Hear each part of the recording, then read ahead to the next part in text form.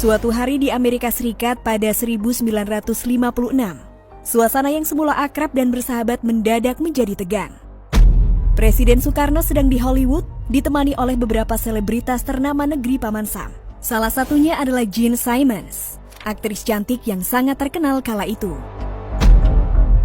Barangkali bermaksud mengakrabkan diri dengan sang tamu agung dan terhormat yang didampinginya itu, Simmons mengungkapkan keinginannya untuk berkunjung ke Jakarta suatu saat nanti. Nanti di Jakarta saya ingin naik becak, selorohnya. Dikutip dari buku Kasino bernama Kepulauan Seribu tahun 2007, halaman 191 karya Alwi Sahab. Tanpa diduga Soekarno ternyata tidak berkenan dengan ucapan Simmons. Ia marah dan menghardik artis berkebangsaan Inggris itu. Bekerja menarik becak, tukas Bung Karno, tidak pantas dibanggakan. Apalagi dijadikan ikon Jakarta sebagai ibu kota Indonesia. Baginya, profesi sebagai tukang becak adalah bentuk nyata dari penghisapan manusia oleh manusia lainnya. Perkara penarik becak yang dianggap sebagai pekerjaan yang tidak manusiawi itu kembali disinggung Soekarno ketika menjamu Duta Besar Amerika Serikat untuk Indonesia, Howard P. Jones, sepulangnya ke Jakarta. Dalam menuju masyarakat yang adil dan makmur, tidak boleh lagi ada penghisapan manusia oleh manusia, tegas Presiden.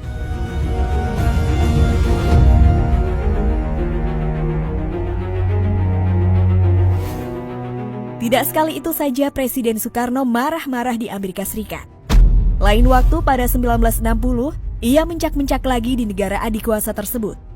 Tak tanggung-tanggung, kali ini Bung Karno murka di Gedung Putih lantaran merasa tidak dihargai oleh pemerintah Amerika Serikat dan presidennya waktu itu, Dwight D. Eisenhower.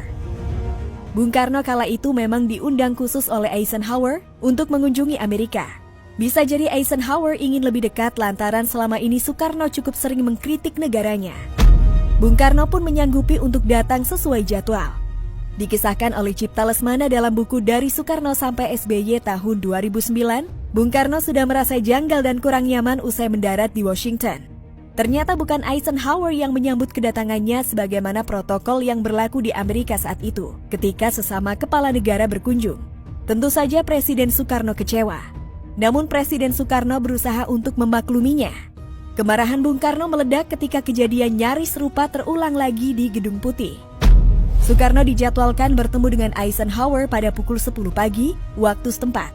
Jam 9.58 ia sudah tiba di Gedung Putih, kemudian duduk menunggu Eisenhower. Menit demi menit berlalu, Soekarno masih bertahan.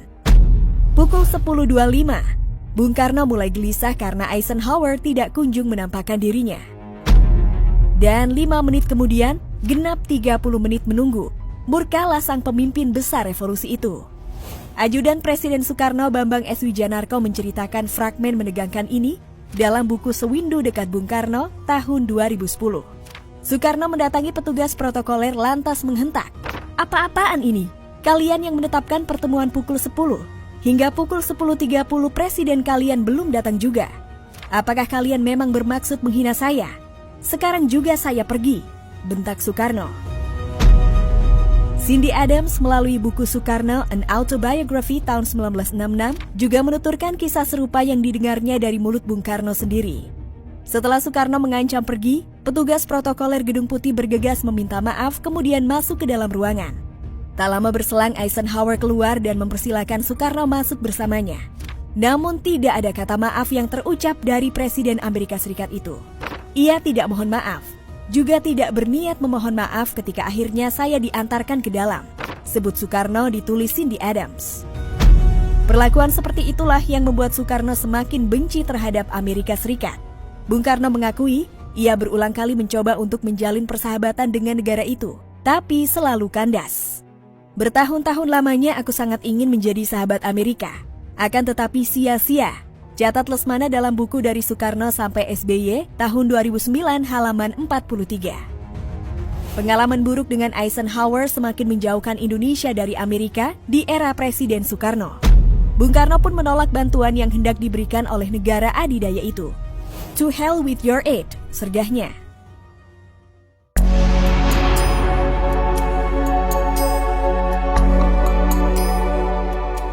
Berbeda dengan presiden-presiden Indonesia setelahnya, Soekarno memang bertipikal paling lugas dan tegas, lebih ekspresif, berkarakter keras tanpa tedeng aling-aling dalam meluapkan perasaannya termasuk kemarahan. Dan murka Bung Karno tidak pandang bulu.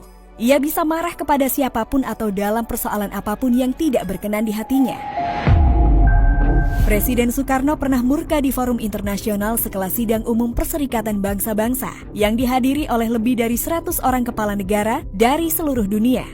Dengan suara keras bak gelegar halilintar, ia mengecam negara-negara barat yang disebutnya tidak adil terhadap negara-negara berkembang. Pada 1963 itu, Soekarno sekaligus menyatakan bahwa Indonesia keluar dari PBB. Di periode yang sama, Soekarno juga meluapkan kemurkaannya terhadap Malaysia. Negeri tetangga yang masih serumpun ini dituding Bung Karno sebagai negara boneka, antek bangsa-bangsa kapitalis, terutama Inggris dan Amerika. Soekarno tambah murka saat mendengar para pengunjuk rasa anti-Indonesia di negeri jiran membawa-bawa lambang negara Garuda Pancasila ke depan Gedung Kedutaan Besar Republik Indonesia atau KBRI di Kuala Lumpur dan merobek-robek foto dirinya. Bahkan para demonstran kemudian membawa Garuda Pancasila kepada Perdana Menteri Malaysia itu, Tunku Abdul Rahman, dan memaksanya untuk menginjak salah satu simbol kehormatan bangsa Indonesia tersebut. Kampanye ganyang Malaysia pun menjadi luapan amarah Presiden Soekarno kala itu. Kemarahan Soekarno memang tak memandang apapun dan siapapun. Terhadap Ketua CC Partai Komunis Indonesia atau PKI, D.N. Aidit pun ia pernah murka pada suatu upacara peringatan kemerdekaan RI. Menurut penuturan jurnalis sekaligus sejarawan Hendy Jo, Aidit yang membacakan teks proklamasi tidak menyebut nama Muhammad Hatta, yang seharusnya dibaca berangkaian atas nama bangsa Indonesia Soekarno-Hatta.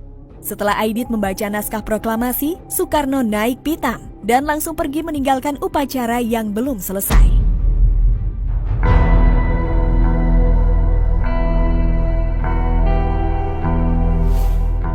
Soekarno pernah pula mendapat fitnah keji yang membuatnya meradang.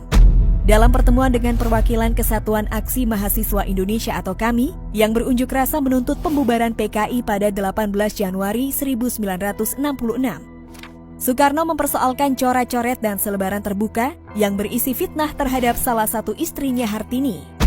Coret-coret dan selebaran itu menyebut bahwa Hartini sebagai Gerwani Agung. Seperti diketahui, Gerwani atau Gerakan Wanita Indonesia adalah organisasi sayap perempuan pendukung PKI. Tak hanya di Jakarta, tembok rumah Hartini di Bogor pun tak luput dari aksi vandalisme tersebut. Bung Karno juga pernah kesal kepada kakak kandungnya Sukarmini Wardoyo, hanya gara-gara Mbak Yunya itu sering berlatih tenis.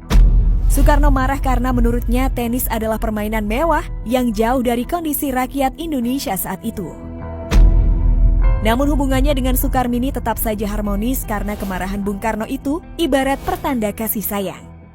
Di samping itu Sukarmini adalah kakak satu-satunya Bung Karno, juga sering ikut menjaga dan merawat anak-anaknya.